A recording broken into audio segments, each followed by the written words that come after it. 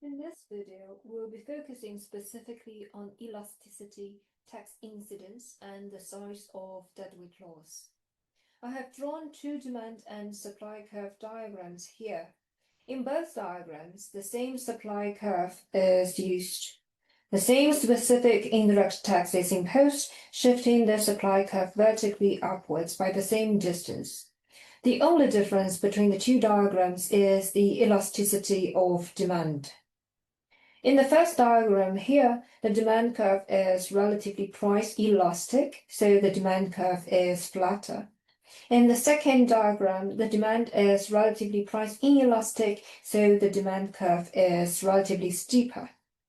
Before the tax, equilibrium occurs at price P1 and transaction quantity Q1 in both diagrams. This gives us a common starting point so that we can isolate the effect of elasticity. When the government imposes a specific indirect tax, firms' production costs rise by the fixed amount per unit. As a result, the supply curve shifts vertically upward from S to S prime in both diagrams by the full amount of the tax. The new market equilibrium occurs when the demand intersects the after-tax supply S prime at a lower transaction quantity Q2. And let us first focus on the diagram on the left with a relatively price elastic demand curve, a flatter demand curve.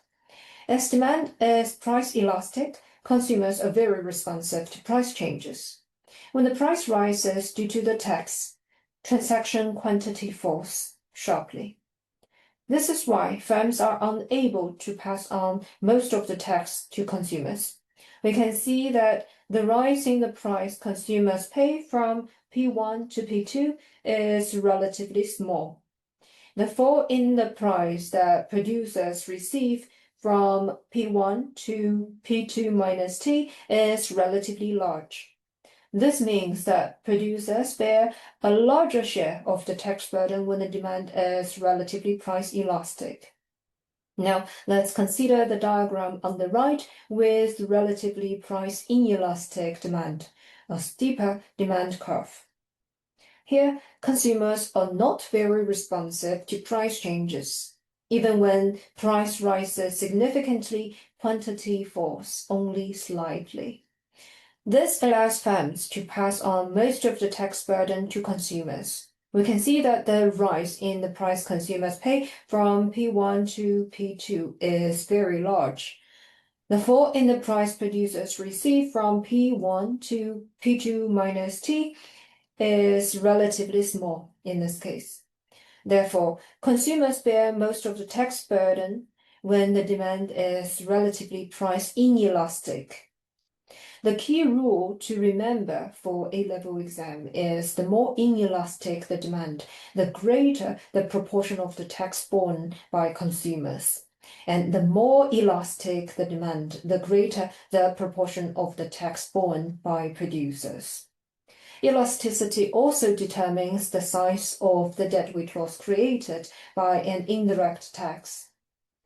In the diagram with price elastic demand, the fall in transaction quantity from Q1 to Q2 is large. This creates a large deadweight loss indicated by this red area shaded because many mutually beneficial trades no longer take place. In contrast, in the diagram with relatively price inelastic demand, the reduction in transaction quantity is insignificant. This leads to a smaller area of deadweight loss, also indicated by this shaded red area. Therefore, the more elastic the demand, the larger the area of the deadweight loss created by a tax.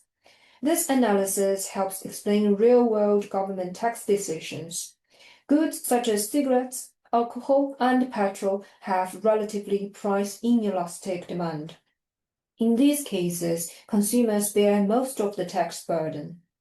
The deadweight loss is relatively small. The government's tax revenue is relatively high. This makes these goods attractive targets for taxation. In contrast, Goods with many substitutes, such as restaurants' meals, clothing, or consumer electronics, tend to have more price-elastic demand. Taxing these goods will lead to a larger reduction in transaction quantity, a larger deadweight loss area, a larger burden on producers. This explains why governments are generally more cautious when taxing such markets. However, even when demand is price inelastic, indirect taxes can still be controversial. Indirect taxes are often regressive, meaning they take a larger proportion of income from the poor, from the low-income households. For example, fuel and energy taxes disproportionately affect poorer households, even though demand is price inelastic. As a result, governments often combine indirect taxes with subsidies or income support to reduce the impact on vulnerable groups.